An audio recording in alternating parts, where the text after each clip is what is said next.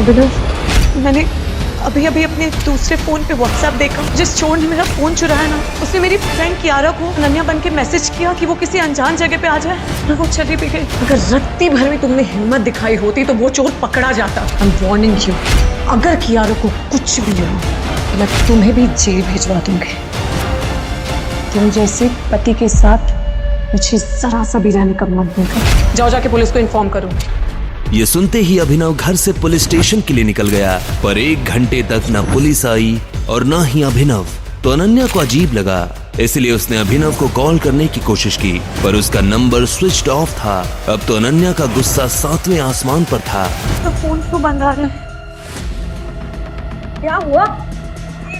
ये मेरी दोस्त की इज्जत का सवाल है और अभिनव यहाँ फोन बंद करके बैठा है।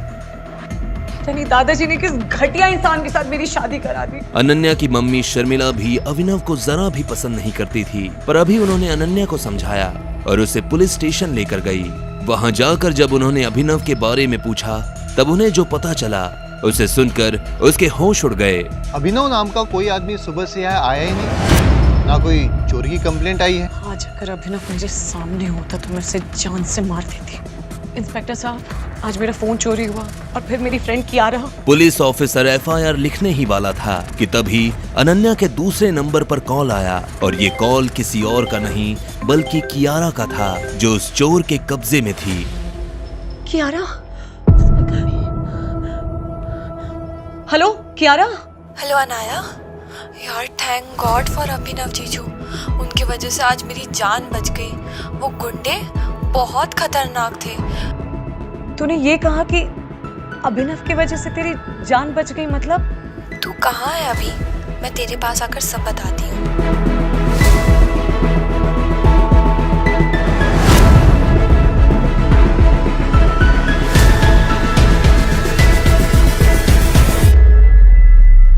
बैठो बैठो, एक सेकंड। कैसी हो तुम? क्या हुआ मुझे बताओ। जिस चोर ने तेरा फोन चुराया था वो छोटा मोटा गुंडा नहीं था।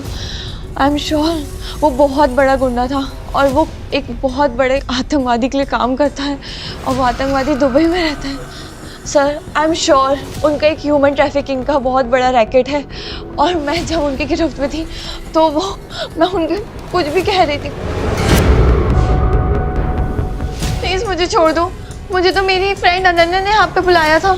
मुझे नहीं पता था मेरे साथ ऐसा होगा। मुझे लगा था अनन्या अपने हस्बैंड अभिनव के बारे में मुझे कुछ बोलना चाहती है। Please please. ए लड़की, किसका नाम ले रही है? ये अभिनव कौन है? फिर क्या हुआ कियारा? मैंने उनसे रिक्वेस्ट करी कि वो एक बार मेरे फोन में अभिनव जीजू का फोटो देख ले। तो ना जाने क्यों वो जीजू का फोटो देख के घबरा गए।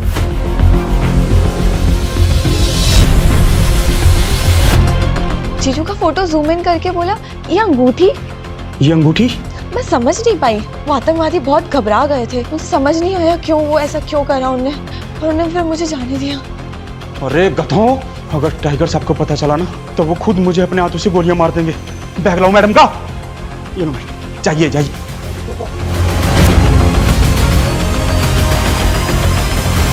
व्हाट? ये कैसे पॉसिबल हो सकता है?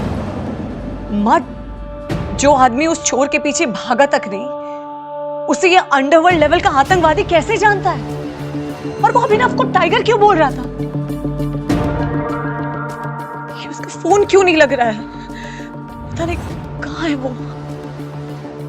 मम, मेरा पति अभिनव और पावरफुल, अगर वो इतना ही पावरफुल है तो हमारे घर ऐसे बेइज्जत होके घर जमाई बन के क्यों रह रहा है वो? हे भगवान, मेरा सर, मुझे चक्कर आ रहा है। क्या वाकई में अभिनव ही है टाइगर? अगर हाँ, तो क्यों अभिनव बना रहता है डरपोक? क्यों तब नहीं पकड़ा उस चोर को?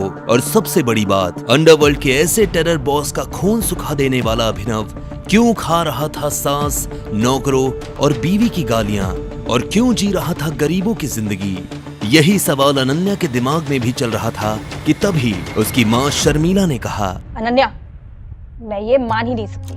अरे जो आदमी किसी काम का नहीं, जो अपनी नाक पे बैठे हुई मक्खी तक तो भगा नहीं सकता, उससे कोई आतंकवादी क्या ही डरेगा। लेकिन ये घर जमाई कुछ तो छुपा रहे हैं, जल्दी से पता लगाना होगा।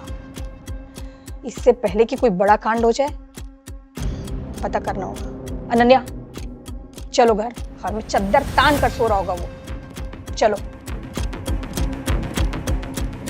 अनन्या और उसकी मां शर्मिला घर आ गए और वहां भी अभिनव नहीं था।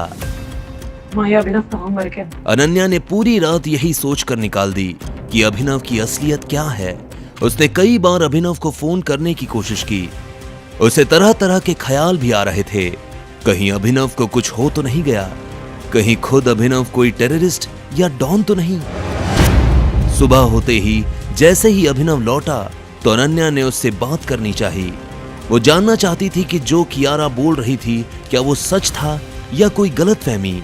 पर अनन्या आज जल्दी में थी क्योंकि वो अपने पति को छोड़ जिस लड़के चिराग को पसंद करती और वो आज घर आने वाला था। क्या हुआ रघु काका? जाओ बाजार से ये राशन लिया। आज अनन्या मैडम के ऑफिस वाले दोस्त चिराग आ रहे, जिनके साथ वो अक्सर लेट नाइट आती है। अब पति तू है उनका, खातिरदारी उस दोस्त की करनी पड़ रही है। 1 किलो चावल, 1 किलो आटा, आवोकाडो, ये सब तो चाइनीज लग रहा है। अभिनव को पता था कि ये नौकर घर का पुराना नौकर है जिसकी इज्जत घर में अभिनव से कई गुना ज्यादा है। तभी अभिनव का फोन बजा और स्क्रीन पर नंबर देखकर वो चौंक गया क्योंकि नंबर टर्की से था। सॉरी। अबे ओ सूरदास, अंधा है क्या? तेरी हिम्मत कैसे हुई मुझसे टकराने की? हाँ, क्या कर रहे हैं आप? छोड़िए। बेटा तू जानता नहीं है तो किससे टकरा गया है? गज्जू भाई का नाम सुना है? अब टकरा गया है तो हरजाना दे के जाना पड़ेगा, समझा? अबे ओए, ये तो वही घर जमाई है ना जिसकी अरब पति और खूबसूरत पत्नी है। एक काम करते राजा, आज इसे किडनैप कर लेते हैं और इसी बहाने इसकी पत्नी को भी अपने अड्डे पे बुलाएंगे। पूरी रात पार्टी होगी। अभिनव का फोन फिर बजा। बार बार फोन को बजता देख कालिया ने अभिनव का फोन उससे छीन लिया और बोला, फोन कुछ भी करना, फोन मत उठाना। आइटम का फोन है तेरी? बोला था ना हरजाना देना पड़ेगा। अरे मैं भी तो देखूं उसकी सुरीली आवाज। क्या नाम बताया था? अनन्या। फोन मत। हेलो। उस फोन पर कालिया को सामने वाले ने जो कहा उसे सुनकर कालिया थर थर कांपने लगा और पसीना पसीना हो गया। माफ कर दो भाई, गलती हो गई हमारी। कालिया के ऐसा बोलते ही सारे गुंडे अभिनव के सामने नतमस्तक हो गए। हम तुम्हें पहचान नहीं पाए, माफ कर दो भाई। सॉरी भाई। मैंने तो उसे गरीब और फटीचर समझा था। क्या इसकी पत्नी इसकी हकीकत जानती है? भाई माफ कर दो भाई, भाई माफ कर दो। तभी धूल उड़ने लगी और सबने आसमान में देखा कि एक हेलीकॉप्टर नीचे उतर रहा है। आखिर क्यों आया वो हेलीकॉप्टर और क्यों वो गुंडे अभिनव के तलवे चाटने लगे? क्या है टर्की से अभिनव का कनेक्शन? अगले दिन जो खबर अनन्या की मां शर्मिला को मिली उससे तहलका मच गया। शर्मिला जी, जिस गरीब घर जमाई अभिनव से आप बर्तन मंजवाती थी ना, उसके प्लेन को पकड़कर 200 करोड़ की मांग की गई।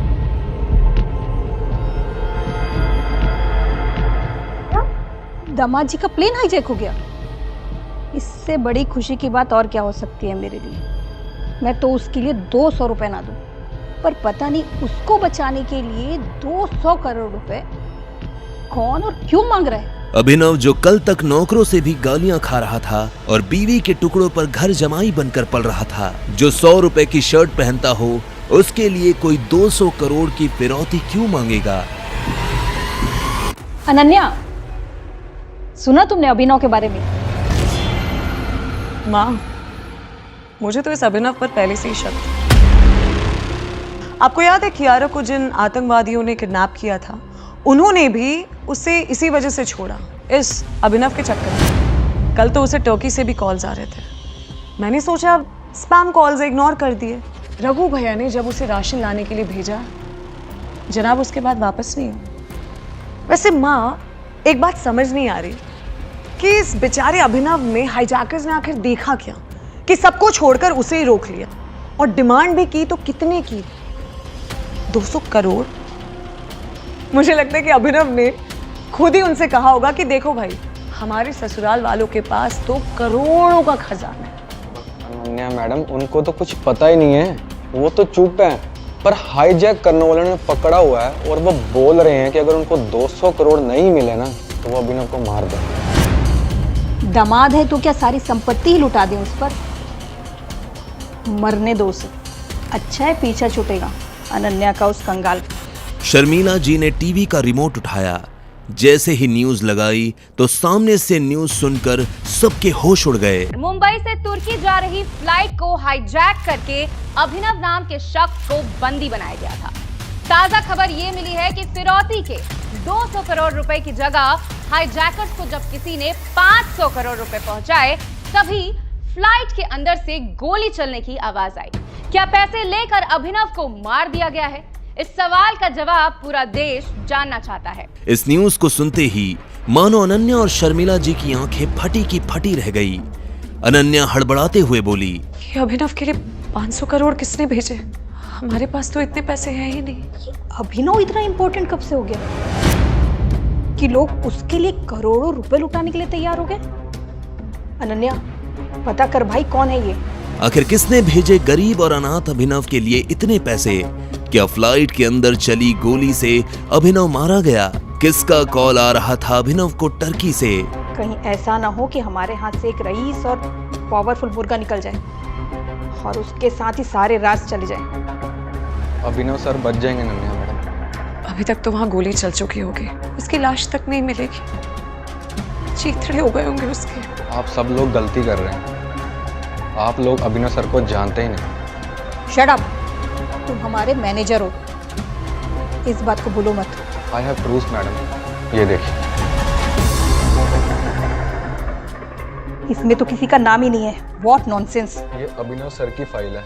पिछले हफ्ते सब्जी मंडी से आते वक्त वो अपना गाड़ी में छोड़ गए थे। उस लफंगे की इतनी हैसियत कहाँ कि उसके पास 1 रुपए भी हो। शर्मिला फाइल खोल के पढ़ने लगती है। उस फाइल में कुछ ऐसा होता है जिसे देख शर्मिला के रोंगटे खड़े हो जाते हैं। वो गिदगिदाते हुए चिल्लाती है, अनन्या पाप हो गया है हमसे। तू अभिनव को कॉल कर और सबसे पहले माफी मांग उससे, वरना हम सब मारे जाएंगे। हम अभिनव की सच्चाई जान ही नहीं पाए। अनन्या कॉल कर। 1 मिनट, क्या है अभिनव की सच्चाई और ऐसा क्या लिखा है इसमें? कोई बताएगा क्या लिखा है इसमें? कॉल कर। आखिर ऐसा क्या था उस लाल फाइल में जिसने उड़ा दिए शर्मिला के होश? आखिर किसने भेजे गरीब और अनाथ अभिनव के लिए इतने पैसे? कैसे एक आतंकवादी डर के मारे कांपने लगा? और डरपोक जिंदगी जी रहे अभिनव के नाम से आखिर क्या होने जा रहा है इस सनसनीखेज कहानी में आगे? और कितने राज खुलना बाकी हैं? इन सभी सवालों के जवाब जानने के लिए इंस्टॉल बटन पर क्लिक करके तुरंत डाउनलोड करें पॉकेट FM और सुनिए जबरदस्त कहानी द रिटर्न ऑफ टाइगर बिल्कुल मुफ्त।